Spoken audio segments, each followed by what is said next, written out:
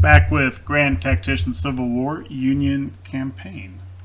And it is April 1st, 1863.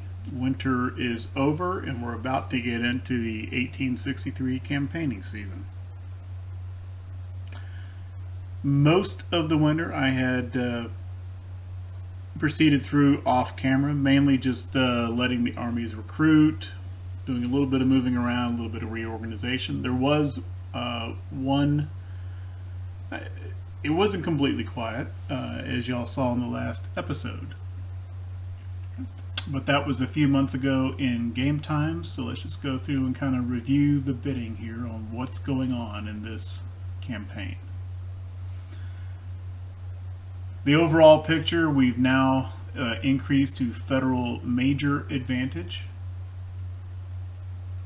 The morale situation is very good and very poor for the Confederates. Their national morale has actually gotten down to an even 40, as well as Confederate national support down at 40.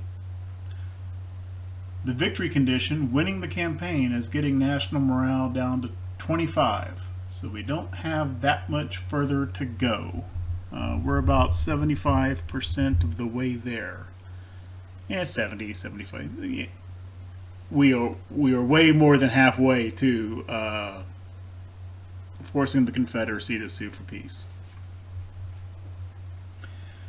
Army morale is quite good for us and not so great for the Confederacy. Number of loyal states. One of the historical flavor headlines over the winter was Idaho is now a state. That's how we have 31 loyal states now, vice 30.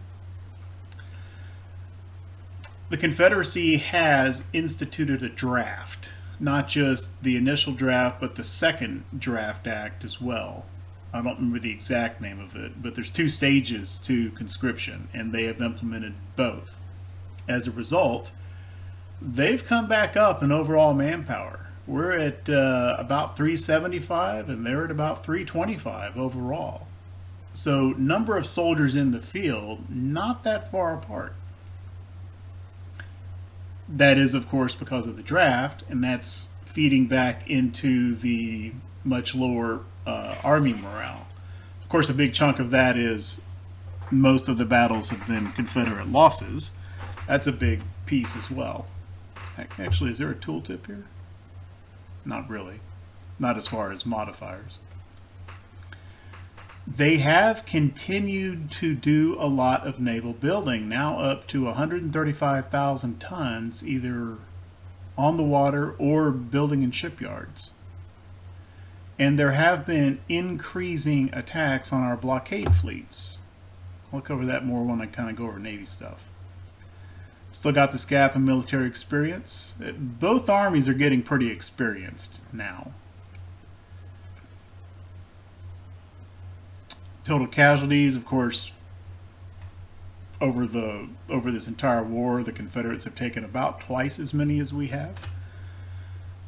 Their European relations are slowly degrading, and we're back down to 20% British intervention. One thing I had not realized before, I took the breadbasket 2 policy last year, primarily just because I wanted the agricultural subsidies up and get a little bit more provisions flowing.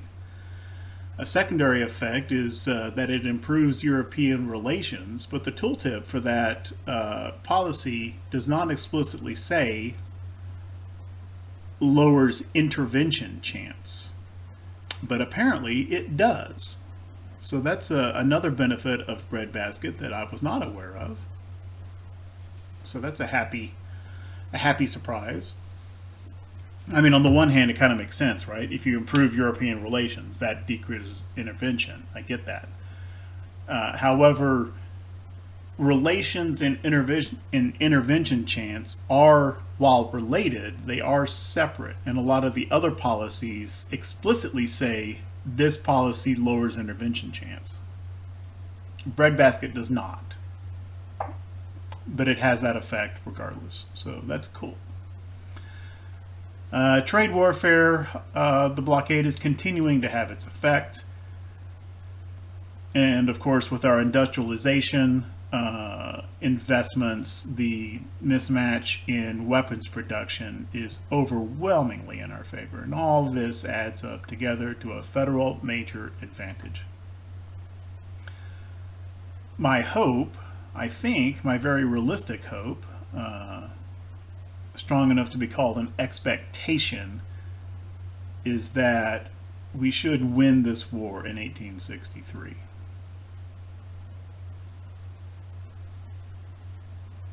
And that's kind of the overview on finances. One thing that is kind of interesting, looking at Navy upkeep, you can see that their naval expenditure is steadily growing and closing our gap.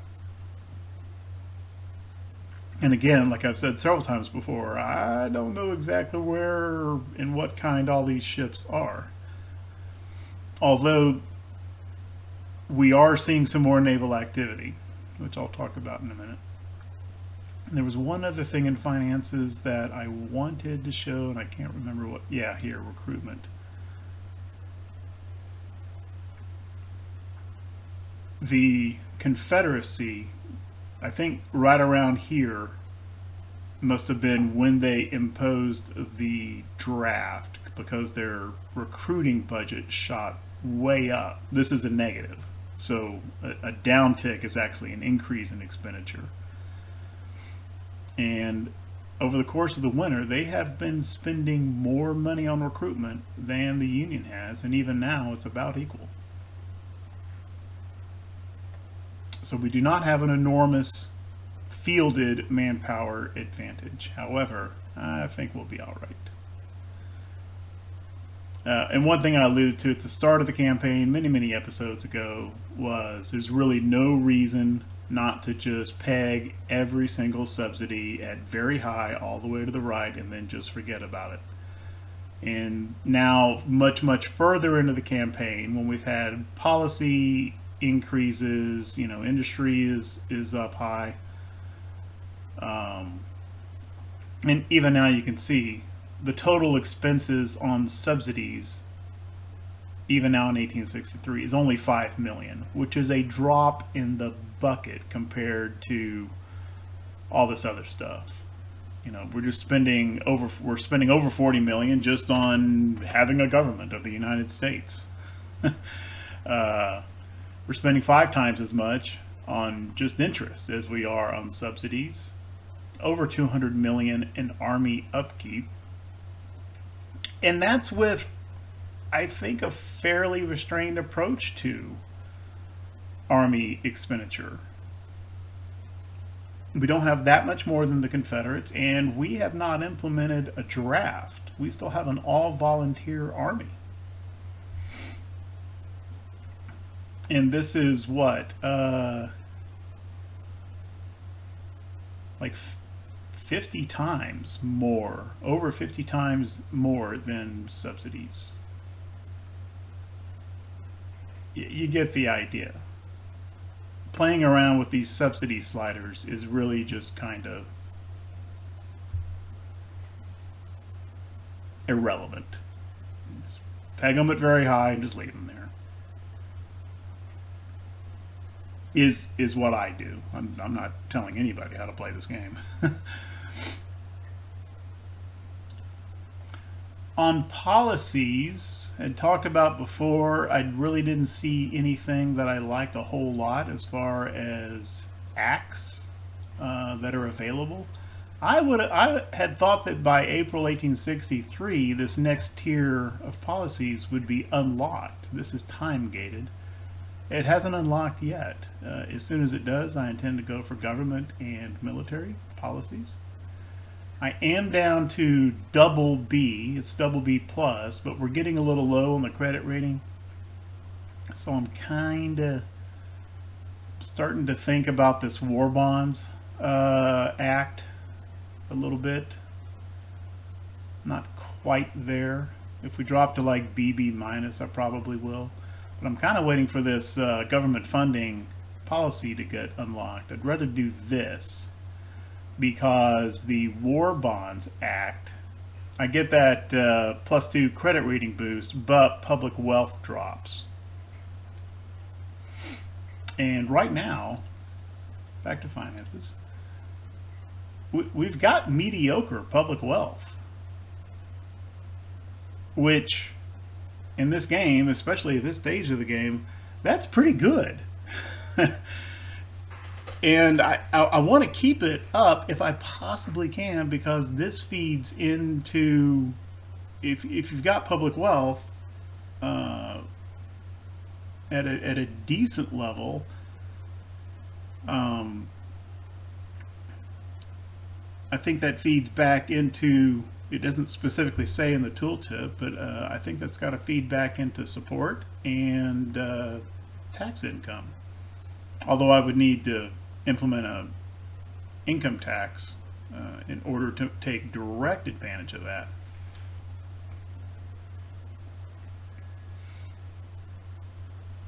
Okay, on the naval side, have been seeing more of these little raiding fleets come out and attack our blockade fleets over the winter.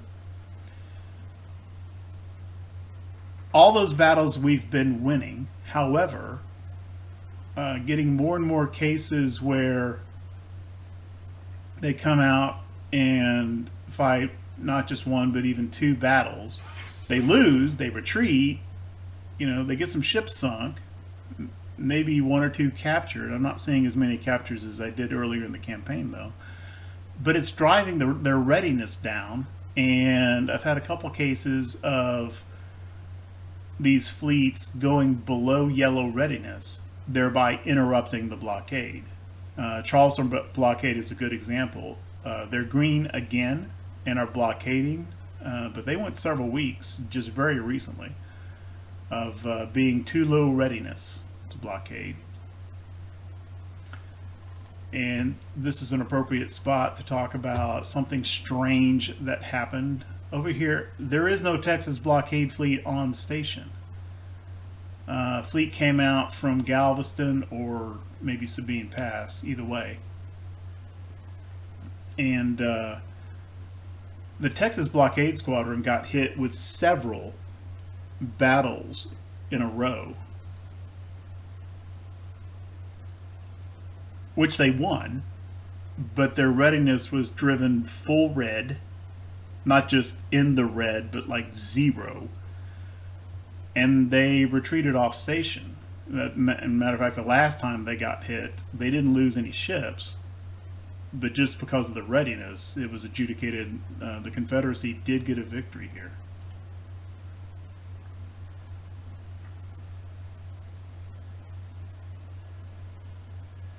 Yeah, battle icon is not showing for that. It's only showing a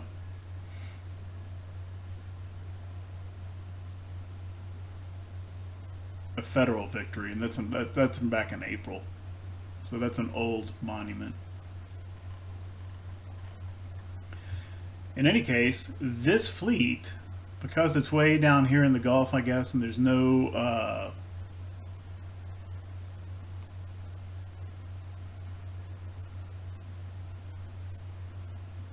federal Union-owned ports anywhere near, I think what happened is it retreated to its closest kind of, I guess, port. And I think what it did was it came down here to, must have been this Britain trade route icon. I don't really know exactly how these work.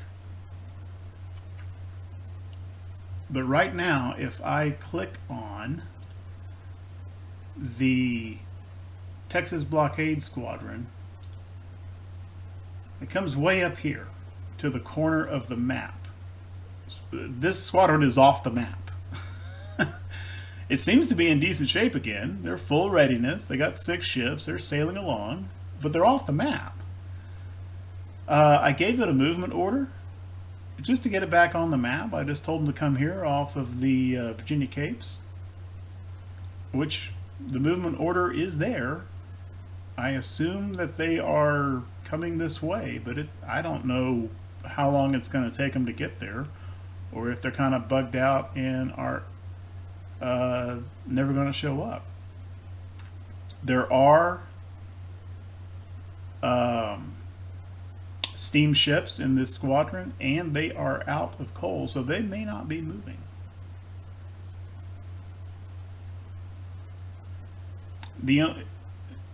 If they don't show up in the next, I don't know, month or two,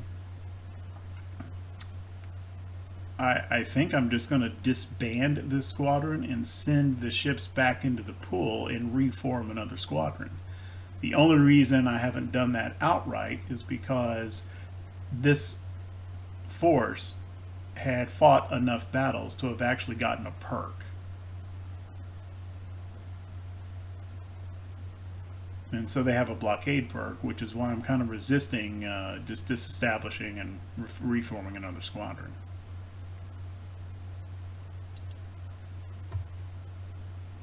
So that's one kind of weird thing that happened. I think that is what occurred. That's my interpretation. I hope it's not just a flat-out game bug that put them off the map. On the rivers, you know, we've got our little riverons, which are just little steamers, and they're primarily there for intelligence purposes. A thought has occurred to me. You know, these things aren't really intended for fighting. But they have 8 ships apiece. I could split these and just have little 4-ship squadrons and kind of double my intelligence coverage. That's kind of a lesson learned for me for future campaigns. I just don't really feel like going through the... If I was going to do that, I should have done that over the winter. We have our River Ironclad Squadron at Cairo, and they are going to come down the river, and their initial target is going to be Fort Pillow once the Army of the Tennessee starts moving on Memphis. I have enough ironclad river gunboats to form like a river combat squadron. You know, this squadron is intended and is all perked up for going after forts. I just have him in port right now, hoping he gets a little bit more fuel. I can form an ironclad river gunboat squadron intended primarily for combat, because the Confederacy's got a whole lot of tonnage somewhere. It may be further down the Mississippi. And then our original ironclad fleet has been reconstituted, or rather has come back up in readiness, and I've moved Farragut Squadron down here, and they're currently in port at Hampton. And the plan for these guys, in conjunction with this Chesapeake Army, is come on down the coast and maybe take some of these North Carolina ports, which would free up the Hatteras Blockade Squadron. That's the naval picture. In the west, saw in the last episode that a Confederate force had come up into eastern Kentucky. Do not have eyes on them currently, but they built this supply depot here at this town called Paintville, and I don't have any reason to think that they have moved yet. I've decided, at that time I moved Lyon's Army of the Missouri up the river to Louisville in response. And this army's purpose was kind of fortifying and keeping an eye on this area over here between St. Louis and Cairo. We've got a fair number of forts in this area now, which aren't going to hold out indefinitely, unless it's a really small force. A field army can take a fort. But these should kind of serve as speed bumps and prevent them from quickly taking St. Louis or Cairo. So I think we're kind of okay over here for now. So I'm going to keep this army over here in this Kentucky-Tennessee theater. It may eventually become a third corps in the Army of Tennessee. But for now, it is renamed the Army of the Ohio. And Lyon's job for now is, I want to push this Army of the Mississippi back out of Kentucky and get it away from Cincinnati and Louisville and Covington. And so Lyon has already moved east out of Louisville and is currently building a supply depot to move in further on the Army of Mississippi. I'm kind of expecting with the terrain, this is all kind of a bad supply situation in here.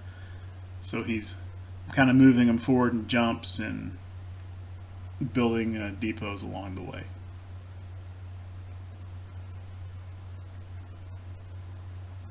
Army of the Tennessee remains in this Nashville, Tennessee and Cumberland River area where they wintered over. First Corps is just about to finish a supply depot to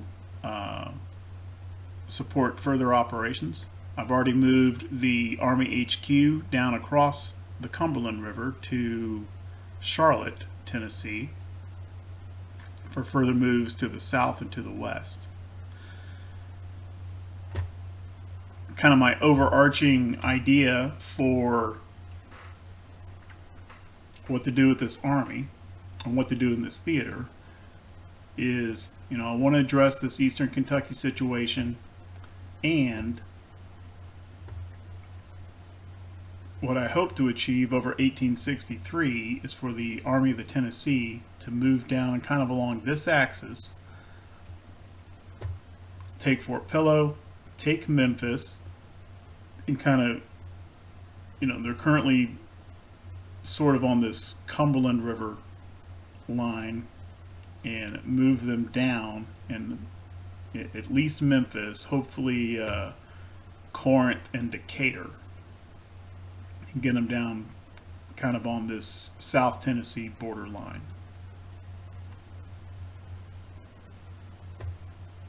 It's a pretty large area. I kind of think I need at least three corps in the Army of the Tennessee to do that, which is why I think, and this is kind of a prelude here, the idea being to free up, once Zollicoffer gets pushed back, bring this Army of the Ohio and fold it into the Army of Tennessee as a third corps. Here in the Appalachians, also had McClellan, moved him back as a response to Zollicoffer.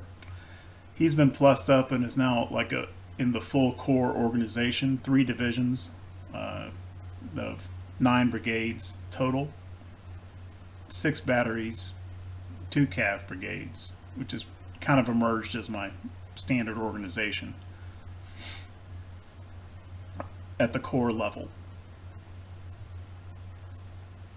Although he's independent, so he's titled, but to date his focus had initially been to kind of assert control over West Virginia, which we did early last year.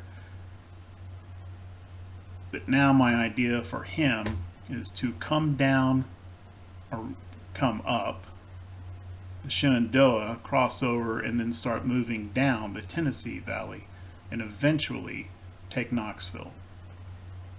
So because his kind of portfolio's expanded, I renamed this to the Army of the Appalachians.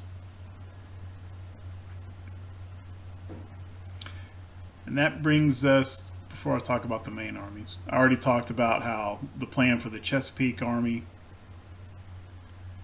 is to come on down the coast and start working on, in conjunction with the Navy, start working on these forts and ports down here along the North Carolina coast. And one odd thing happened while I was off camera. Remember, for much of the campaign, ever since we came into the Norfolk area, we kind of had a buggy situation with Fort Norfolk. And it remained Confederate, and the Chesapeake Army would not besiege it, although it would engage naval squadrons. And I had decided just to ignore it, which I did. And in the middle of the winter, for some reason I do not understand, Smith's army started retreating. I don't know why. Morale was fine, supply was fine, condition of the troops was fine.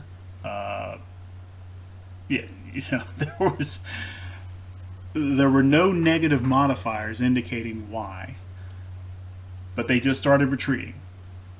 And once they start retreating, you can't control what they do. They're just going to go where they're going to go by whatever route. It's completely an AI thing. And so what they did was they moved overland along this route through Suffolk, up by Petersburg, crossed the river at Richmond, and came back over here to West Point, or about in this West Point area, before they stopped, and I got control of them again. Moved right by the Army of the Shenandoah without engaging. They fought rearguard action because they were in retreat mode and lost a couple guys. It wasn't serious, and didn't lose morale. Once they were back over here, their morale and supply and everything were still perfectly good. So I said, okay, and I just loaded them up on ships and moved them right back down to Norfolk.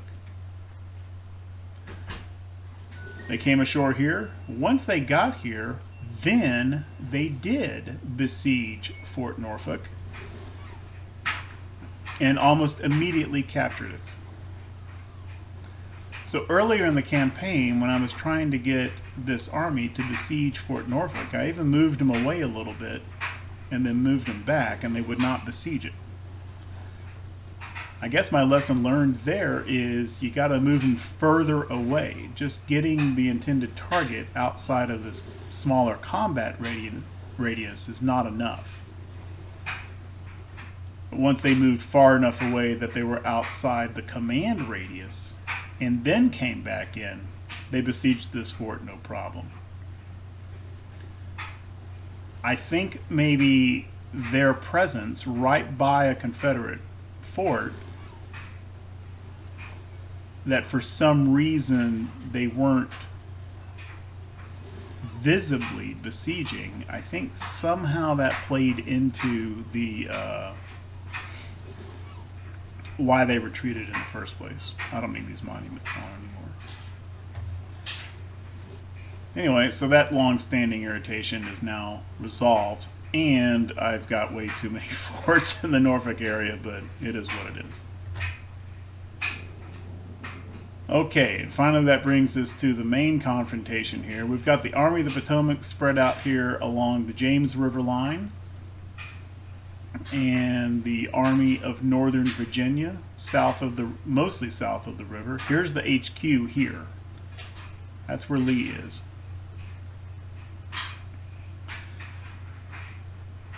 The Confederate Army of Northern Virginia, which is kind of de facto become the Army of Southern Virginia, is actually larger. It's almost 170,000 men, whereas the Army of the Potomac is just a hair over 150,000. So right here in this immediate area, the Confederate forces outnumber us, at least as far as the two big armies are concerned. And we've got a couple extra armies like the Army of the Shenandoah over here at Stanton, and also the Army of the Chesapeake. But the Confederates have a couple of independent armies in the area as well, like the Army of the Shenandoah, and there's another one somewhere, which I can't. Okay. All right, the Army of North Carolina has retreated back into North Carolina, and it also did not get very big, apparently 6,000 men.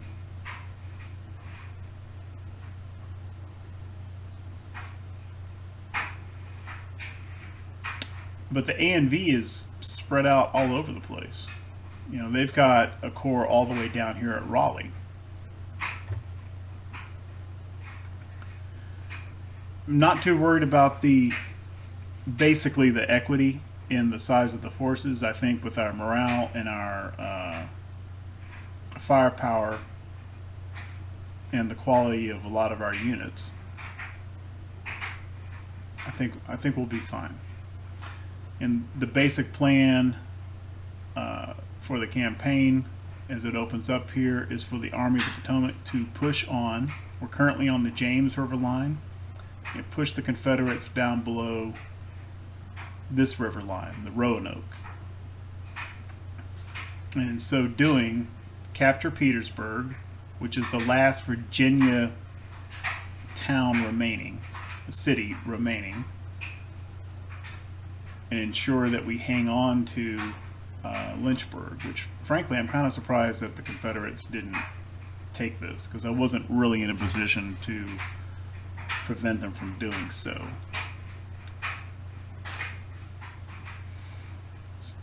Okay, so a lot of talking there, I know, but that's kind of the overall situation as we begin 1863. Get time rolling.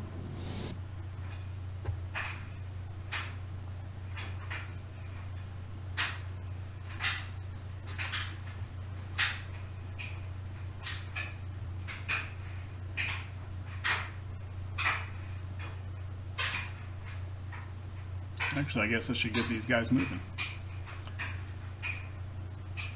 Okay, I'm going to get this ironclad squadron. I kind of thought, I was kind of hoping they would pick up some coal here, but I think they'll be all right. There is a fort here, no icon, but that's because we don't have eyes. I think there's a fort garrison here. First things first, I'm going to see if Farragut can take that fort. Because it's sitting, you know, the routes. It would be good not to have this thing here as an irritant.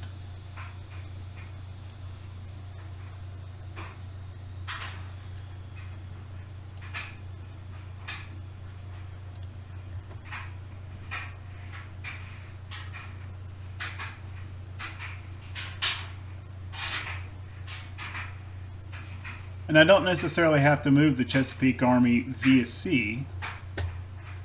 He could just come right down this way and come via the land route.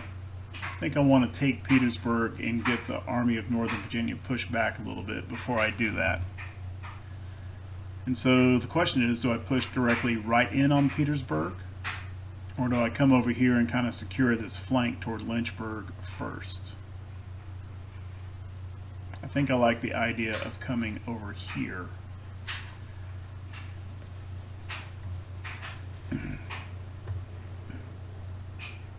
Because once these two corps are pushed back, then I've got the freedom to kind of move the Shenandoah Army further up and possibly support McClellan, or kind of operate, you know, he's kind of independent, but he's a little bit tied to the Army of the Potomac, you know, guarding the far right strategic flank.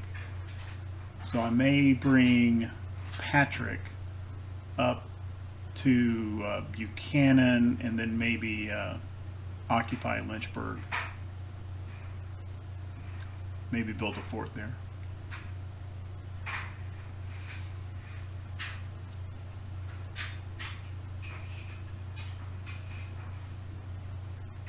So I'm going to move the Army HQ over toward the 1st Corps. We had a fair number of brigades over the campaign last summer that had dwindled in size.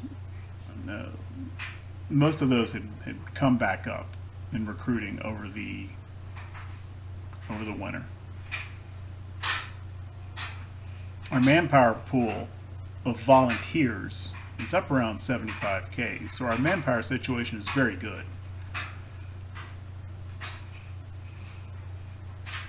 Without needing to resort to the draft. I'm also going to move the 4th Corps over this way.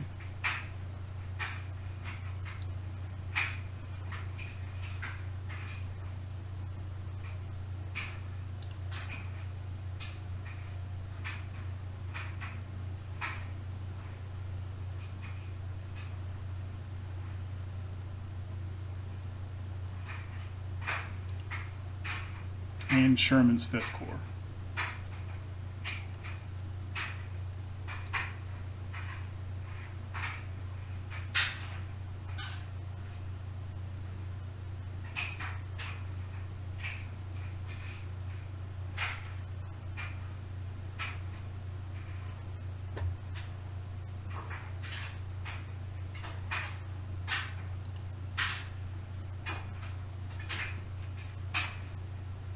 And I think McClellan can start moving down this railroad toward Knoxville.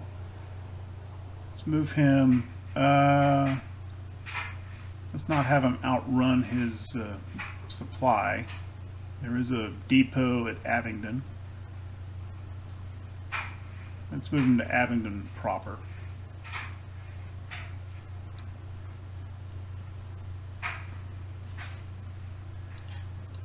These railroads. Lyon's still building a supply depot. Grant's still just about to finish this supply depot, which is partially here to support moving west, but also because these forts we took a little bit low on supply.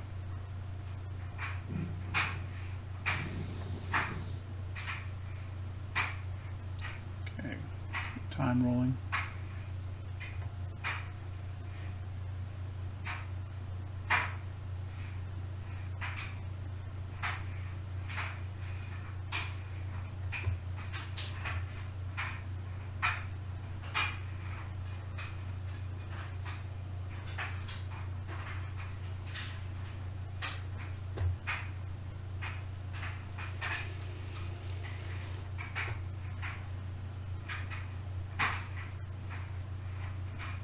Still don't have eyes over here. It's possible that the Confederates retreated out of this area and we wouldn't have been able to see them. Fine with me if they just leave a supply depot there for the taking.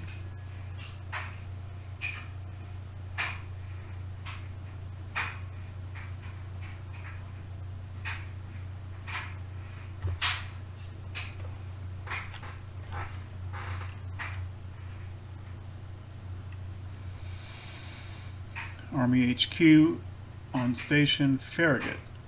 Okay. Just have him ease over here and see if he gets eyes on this fort.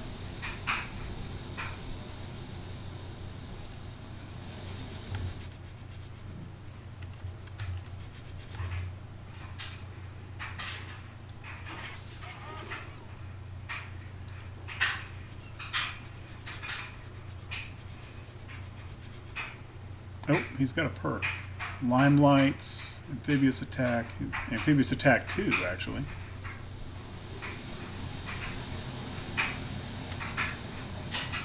Oh, and the tooltip there allows fleet to capture forts. Capture probability plus 10%. So just winning a bombardment against a fort is not enough on its own to ensure a capture. There is a chance involved. I didn't realize that.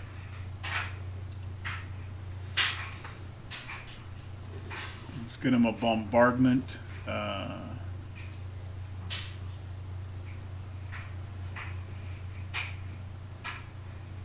Yeah, bombardment efficiency plus 5%, level up by bombarding. That fits the theme. I think we'll go with that.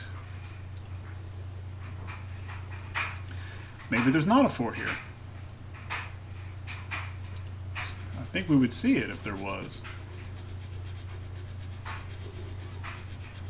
Maybe the Confederates abandoned it. Maybe it's only visible from... Oh, there we go. Engaging Phantom Fort. No icon, but there's battle going on.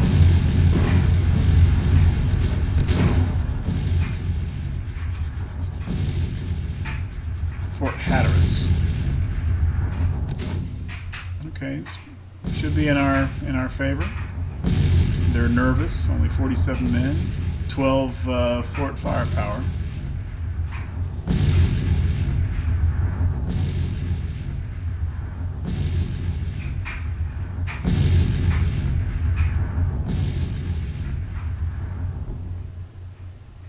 All right, we'll let that percolate.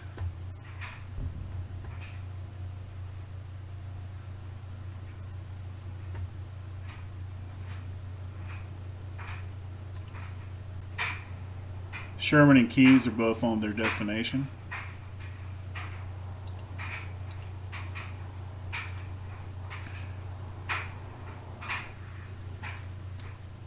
What is about how far can I move this? Okay, McDowell can come over a little bit further. I don't want Hooker outside his command radius.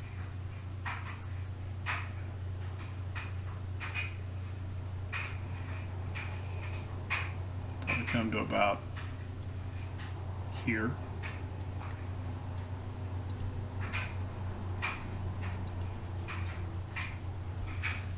Let's move these cores up a little bit more.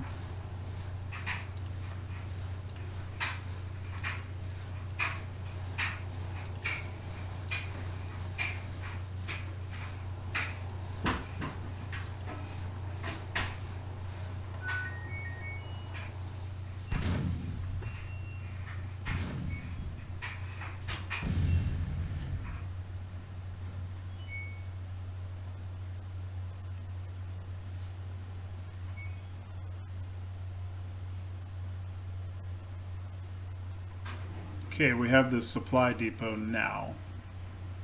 It still needs to populate, probably.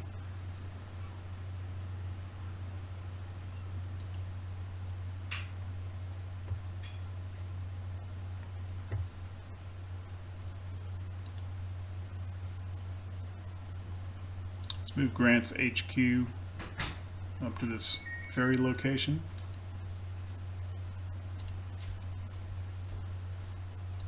Start moving Rowley's corps.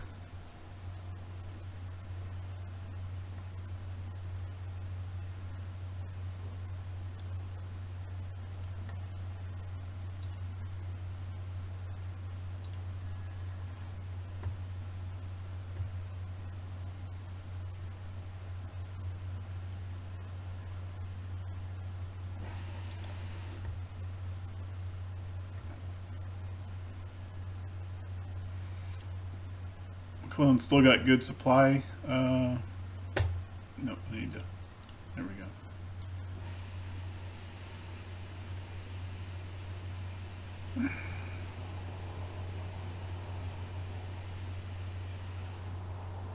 All right, let's move him across. I don't want Zollicoffer slipping down this way. Let's put a little speed bump in his way.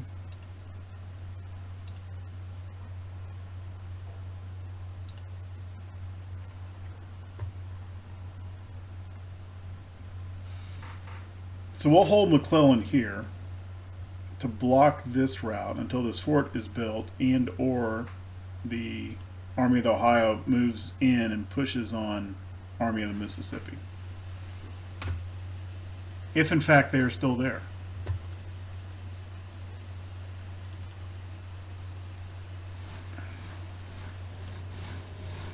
Johnston withdrawing. Okay, so these guys are retreating up here rather than fighting.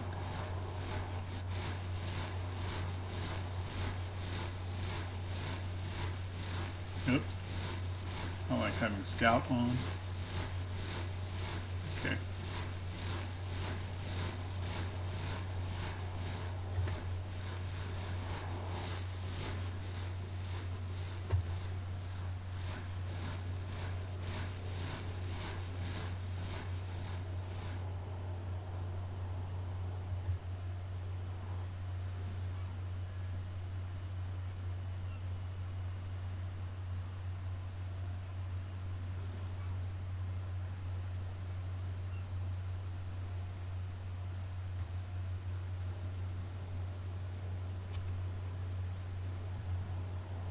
I don't want the whole army to get pushed all the way down this way.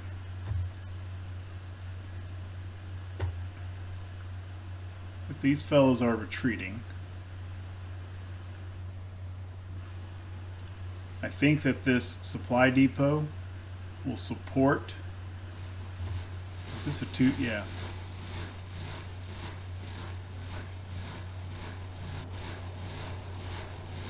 Most of these corps, not all of them, most of them have the pontoon bridges.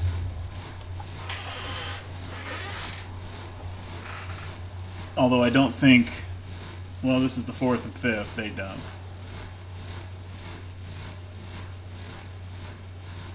But I think they can cross the river. Well, no, guess not. Well, if I give them the river movement. No, that doesn't do it. Okay, let's not do that. I thought they could cross small rivers. I guess they still need a crossing to do that.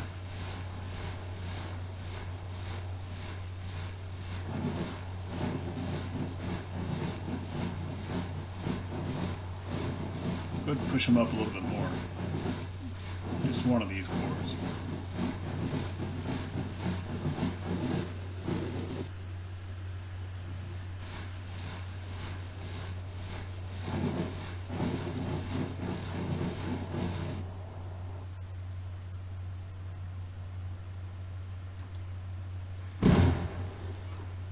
This is still proceeding. Fort firepower has come down. Condition is slowly degrading. Ship's starting to get a little bit beat up though. Canonicus down to 71%. Oh, and we've lost one. Apparently ironclad monitors are also susceptible to ammo explosion.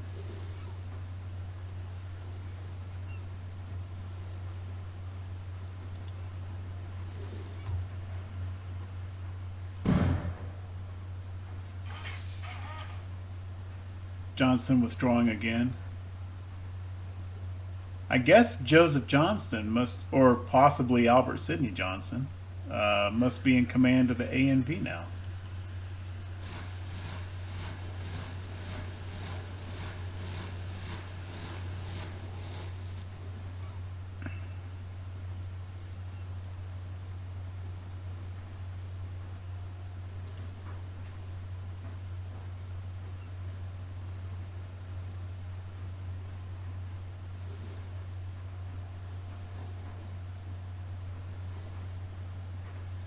I'm going to push the 2nd and 3rd Corps across the river and take Petersburg.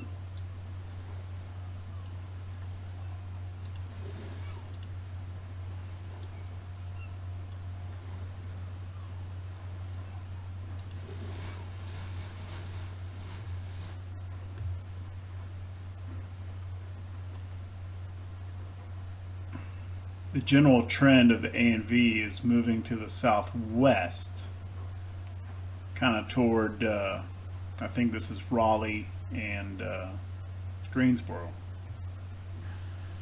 We've only got the independent Army of the Shenandoah actually in Petersburg. And then there's Longstreet's Corps.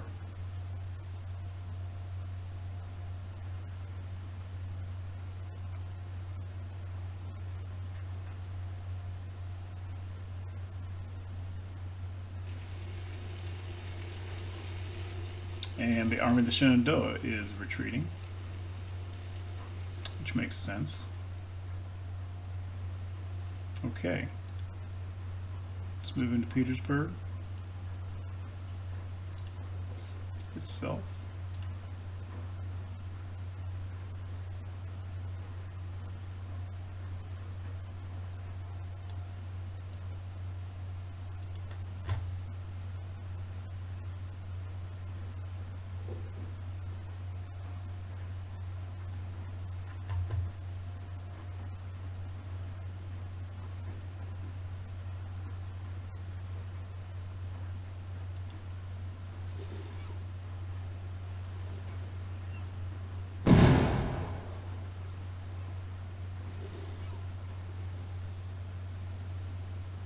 Gatskill down to 48%, Canonicus 63%.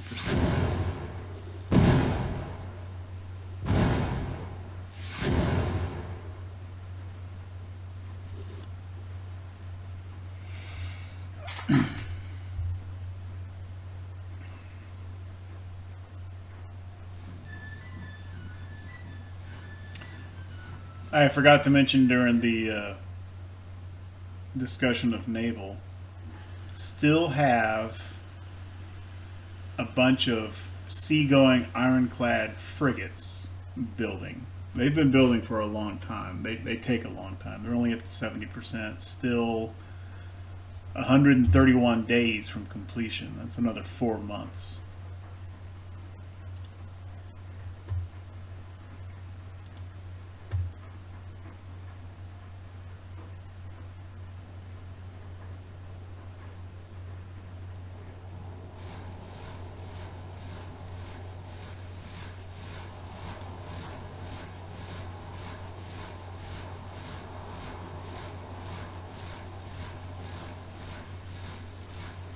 Let's force march them, see if we can force it.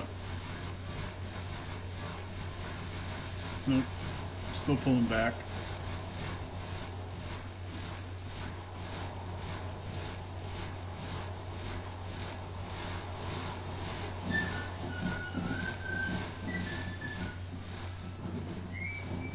Nope, here we go.